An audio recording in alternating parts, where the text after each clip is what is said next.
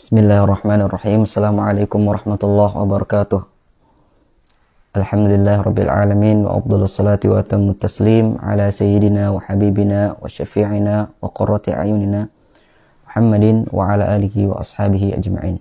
Rabbi syrah li sadri wa yassir li amri wahlul 'uqdatam min lisani yafqahu qawli, amma ba'du.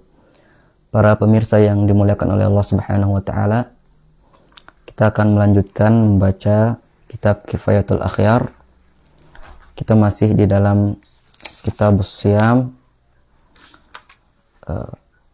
hal-hal yang berkenaan dengan puasa. Pada pertemuan yang sudah lalu kita sudah membahas tentang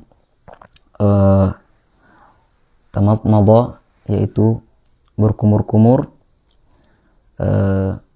dan orang yang berpuasa dibolehkan dia berkumur-kumur selama dia tidak berlebih-lebihan. Begitu juga dengan istinsyak, memasukkan air ke dalam hidung, itu juga dibolehkan selama dia tidak berlebih-lebihan. Kan tapi jika dia berlebih-lebihan, maka itu dapat membatalkan puasanya. Kata Imam Taqiyuddin Al-Hisni, walau tamadmada wastansyaqa fa in balagha aftara wa illa fala.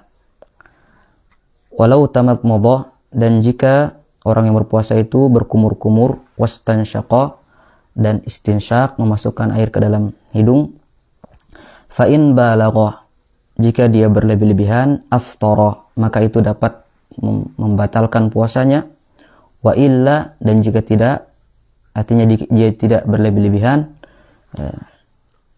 fala, maka itu tidak membatalkan puasanya. Hal ini juga didukung oleh hadis Nabi sallallahu alaihi wasallam, di mana Nabi sallallahu alaihi wasallam bersabda, wa baligh fil istinsyak illa an takuna sha'iman, wa baligh fil istimsyak illa an takuna sha'iman. Hendaknya kalian bersungguh-sungguh ketika memasukkan air ke dalam hidung ketika berwudu, kecuali kalian dalam keadaan berpuasa. Allahu ta'ala a'lam. Kita lanjutkan membaca kitab Kifayatul Akhyar. Kata Imam Taqiyuddin Al-Hisni rahimahullah tabaraka wa ta'ala, far'un, ini cabang permasalahan, asbaha syakhsun walam yanwi sawman fatamadmada walam yubaligh. Ada seorang di waktu subuh, ketika dia baru bangun, dia berwudu, kemudian dia berkumur-kumur, walam yubaligh, dan ketika dia berkumur-kumur itu dia tidak berlebih-lebihan ketika berkumur-kumur. Fasabaqal ma, dia tidak berlebih-lebihan, akan tapi tidak tahu kenapa air itu masuk ke dalam ila jawfi, ke dalam rongga tenggorokannya, ke dalam tenggorokannya. Summa nawa sawma tatawwu'in, kemudian setelah itu dia berniat untuk berpuasa, yaitu berpuasa sunnah. Apakah sah puasanya orang yang seperti ini? Kata Imam Taqiyuddin Al-Hisni, sahha 'alal asah, maka puasanya sah, ya, berdasarkan pendapat yang paling sahih.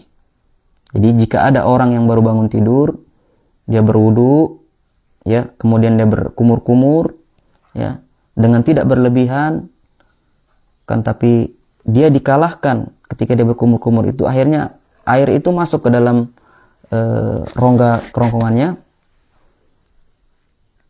Jika dia mau berpuasa, maka sah saja puasanya itu, ya. Tentunya ini adalah puasa sunnah, ya, karena puasa sunnah boleh seorang berniat, ya, meskipun sudah datang waktu fajar. kalau puasa sunnah. Kalau puasa wajib ya tidak boleh. Puasa wajib itu harus di tabyid, harus di malam hari. Kata Imam Nawawi, qala an-Nawawi, berkata Imam Nawawi mengomentari permasalahan ini, wa hiya mas'alatun nafisatun. Ini adalah permasalahan yang berharga. Waqad tatalaftuha waqad tatalabtuha sinin. Saya telah mencari referensi atau meneliti permasalahan ini bertahun-tahun, kata Imam Nawawi, hatta wajadtuha, sampai saya menemukan benang merah dari permasalahan ini. Walillahil hamd, segala puji bagi Allah, wallahu a'lam. Jadi jika ada orang yang berkumur-kumur ya, di waktu subuh, dia tidak berlebih-lebihan kan, tapi dia dikalahkan ketika berkumur-kumur, akhirnya dia menelan air itu. Kalau dia mau berniat puasa, itu tentu puasa sunnah, maka tidak mengapa, puasanya tetap sah, dan itu tidak menjadi pembatal ketika dia ingin berpuasa, itu tidak menjadi pembatal puasanya. Wallahu ta'ala a'lam.